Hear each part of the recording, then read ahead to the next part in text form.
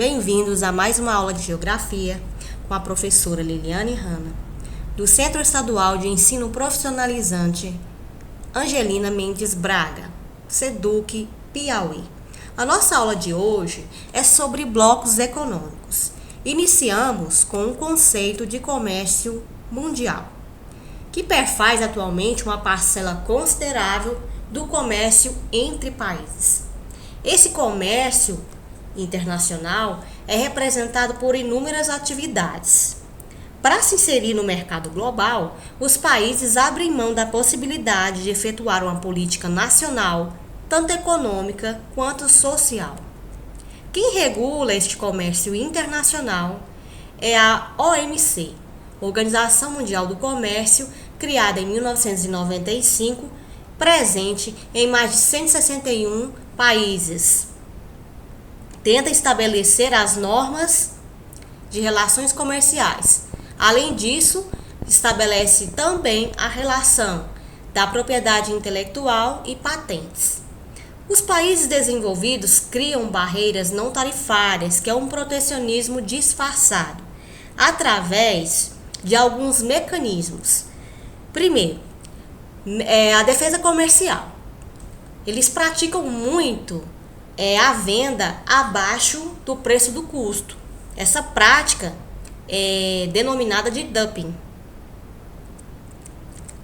Um outro mecanismo é a imposição de cotas, que é uma medida que limita a quantidade que pode ser importada de um certo produto. Defesa técnica. O produto que não apresentar uma tecnologia adequada não pode ser também comercializado. Além disso, eles utilizam muitos subsídios que ocorrem na forma de ajuda financeira direta ou indireta do governo a certos setores produtivos, com o intuito de torná-los mais competitivos. Vou dar um exemplo de subsídio. Aqui no nosso país, no Brasil, um dos subsídios que são fornecidos são para a produção de soja. Barreiras fitossanitárias são medidas aplicadas principalmente sobre produtos agropecuários, com estabelecimento de rigorosas normas justificadas por questões sanitárias. Um exemplo é que todo rebanho bovino que for exportado, ele precisa passar por um controle sanitário rigoroso. E de que forma se exerce esse controle sanitário?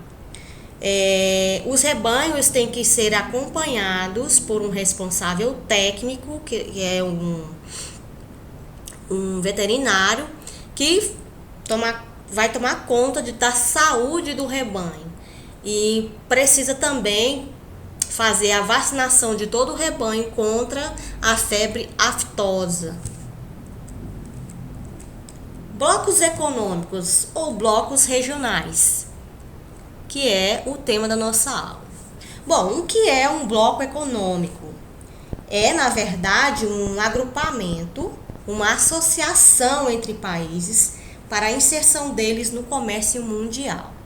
E o objetivo dessas alianças é o fortalecimento econômico desses países. Então, eles estabelecem relações econômicas e sociais com certos privilégios a partir de interesses comuns.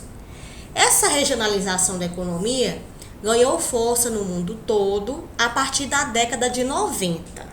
Mas o embrião de um bloco econômico, ele surgiu logo após o pós-guerra, já em 1944, já no fim da Segunda Guerra Mundial. E o início foi com 3 países, que ficou conhecido como Benelux, que é a Bélgica, Holanda e Luxemburgo. Posteriormente, evoluiu para a Comunidade Europeia do Carvão e Aço, que tem a sigla SECA. Depois, Mercado Comum Europeu e atualmente União Europeia. Geralmente, o fator geográfico favorece a criação do bloco, promovendo a integração entre países, geralmente. Mas há também blocos que ultrapassam os limites do seu continente.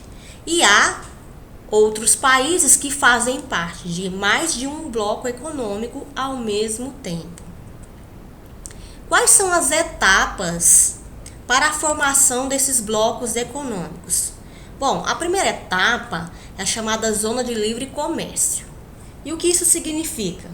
É um processo de comercialização com isenção tarifária. Então, você tem a livre circulação de mercadorias, com a eliminação total ou parcial de tarifas entre os países membros, a fim de dar mais impulso à circulação de mercadorias. E a segunda fase? A segunda fase é chamada de União Aduaneira. Ela é uma versão melhorada da Zona de Livre Comércio. Além de reduzir as tarifas sobre os produtos, os países membros estabelecem uma tarifa externa comum, que é a chamada TEC, sobre os produtos importados de países que não fazem parte do bloco. Então, esse estabelecimento da tarifa externa comum é para evitar, aquela comercialização cruzada.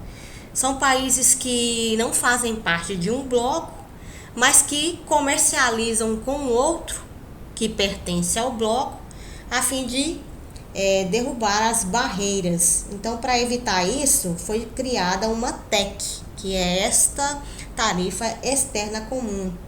Países que estão de fora do bloco pagam para comercializar com qualquer país do bloco.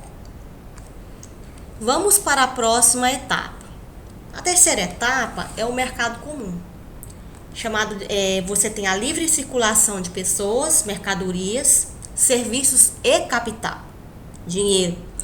Está inserido as características das 3 etapas anteriores, mais a livre circulação de serviços, capitais e pessoas. Os cidadãos que estão dentro desse bloco econômico têm a livre circulação por qualquer país que esteja dentro desse bloco. Um exemplo disso é a União Europeia. E a fase mais avançada é a União Econômica e Monetária. O que vem a ser isso? A União Econômica e Monetária é quando os países de um mesmo bloco adotam uma moeda em comum, administrada por um banco central único e utilizada pela população como um todo. Exemplo, União Europeia, em que a maioria dos países membros utiliza o euro como moeda. Aqui na imagem você pode visualizar os principais blocos econômicos presentes no mundo.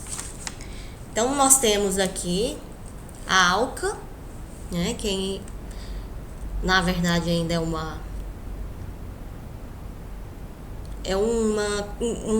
bloco ainda que não tem uma efetividade, ainda praticamente não saiu do papel. NAFTA, temos o CARICOM, ALAD, Pacto Andino, para nós aqui, Mercosul, E aí nós temos os mais conhecidos, a União Europeia, temos a Comunidade dos Estados Independentes, a ASEAN, a APEC, entre outros. Então você tem, isso aqui são os principais blocos presentes no mundo, mas existem outros com menor expressividade. Bom, a União Europeia, vamos falar aqui brevemente da União Europeia. Ela surgiu com o Benelux, que eu já havia falado, que foi em 1944, integrou a economia da Bélgica, Holanda e Luxemburgo. Em 1951, tornou-se Comunidade Econômica do Carvão e do Aço. Em 1957, os países criam a Comunidade Econômica Europeia. Em 1991, com o Tratado de Maastricht, criou-se a União Europeia, que entra em vigor em 1993 e que prega, e que exerce a livre circulação de bens, serviços e capitais, Apresenta uma união monetária e econômica com a adoção do euro, Países que não adotaram o euro foram a Inglaterra, Suécia e Dinamarca. Em uma outra aula eu vou falar da situação da Inglaterra, porque ela já não faz mais parte da União Europeia. A União Europeia busca a união política, que consiste em criar uma política externa e de segurança comum, um reforço de cooperação nos domínios da justiça e assuntos internos, a construção de uma Europa social, novos campos de ações comunitárias e um reforço da legitimidade democrática. Quais são os critérios para se ingressar na União Europeia? Ser um Estado de direito plenamente democrático, então aqui não cabe países com ditadura, então é um país de Estado de direito plenamente democrático.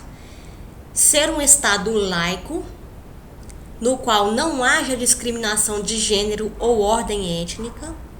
Manter uma política cambial e financeira rigorosa com controle inflacionário, ou seja, esse país não pode ter uma inflação galopante. Combater a corrupção e fortalecer as instituições democráticas. Estabelecer uma política ambiental com os demais membros da organização.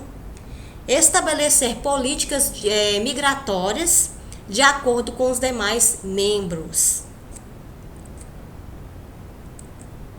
Atualmente, são 28 Estados-membros: Alemanha, Áustria, Bélgica, Bulgária, Chipre, Dinamarca, Eslováquia, Eslovênia, Espanha, Estônia, França, Finlândia, Grécia, Holanda, Hungria, Irlanda, Itália, Letônia, Lituânia, Luxemburgo, Malta, Polônia, Portugal, Reino Unido, República Tcheca, Romênia e Suécia e Croácia, fazendo aqui uma ressalva com a situação aí da Inglaterra, que irei falar em uma outra aula. Estão em negociação Macedônia, Sérvia, Montenegro, Turquia e Islândia. Desafios da União Europeia: superar as diferenças no plano econômico, por integrar desde países ricos e países com economias modestas. Então você tem aí um desequilíbrio econômico, né? Você tem tanto países assim muito desenvolvidos, muito ricos, e países com economia modesta, como a Grécia, que já passou até por uma crise econômica muito forte, que eu vou atualizar para vocês. A Suécia e a Holanda desfrutam, por exemplo, de elevados IDHs, crise econômica, né, nos países considerados particularmente vulneráveis em razão do alto ou crescente endividamento e do déficit público em relação ao que se arrecada, né? A situação de alguns países como Portugal, Itália, Irlanda, Grécia passou por uma crise econômica, e Espanha, que eu irei falar a situação da Grécia em uma outra aula.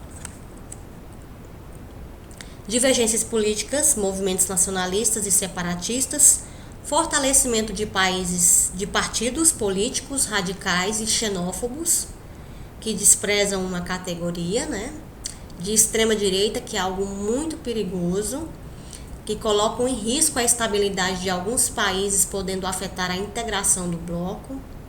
Incertezas para a efetivação da Constituição Europeia. Países com essa linha política, seja ela extrema, pode ser de esquerda ou de direita, representam um perigo à estabilidade. Aqui uma síntese da União Europeia, que você tem aqui. Quais são os objetivos da União Europeia? Livre circulação de bens, pessoas, serviços e capitais, promover a coesão e a solidariedade, promover o progresso científico e técnico, promover um desenvolvimento econômico e social equilibrado, promoção da paz, dos seus valores e do bem-estar da população, luta contra a exclusão e a discriminação e promoção da justiça e da proteção social.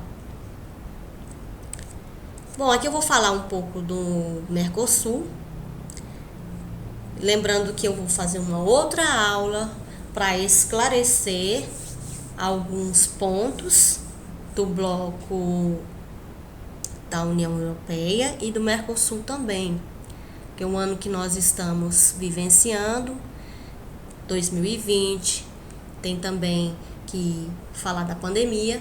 Então você vai ter uma outra perspectiva econômica, uma outra perspectiva política que merece ser abordada.